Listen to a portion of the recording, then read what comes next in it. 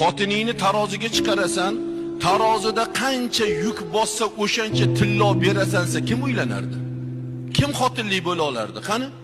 Eng yengil xotin 45 kilo bo'lib tursa, 45 kilo tillo ber kim uylanadi? Hech kim uylanmaydi. O'shaning uchun arzon narxda baholab qo'ydi, lekin qimmatbaho ne'matni berdi. Busiz hayot emas, tatimaydi.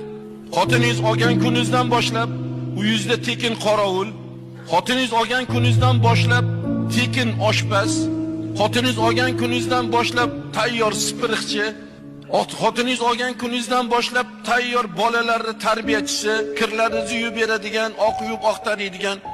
Vaholanki shu tekin xizmatkorga birortamiz insofan bir oylik berayotganimiz yo pul berayotganimiz yo mana shuncha ishlarni qilyapsan, baraka topkir, boringga shukr. Mana shu ishlarni baribir boshqa odamga qildirganda ham men pul ham berardim, lekin sen shuni tekinga qilyapsan, berayotganimiz yo'q.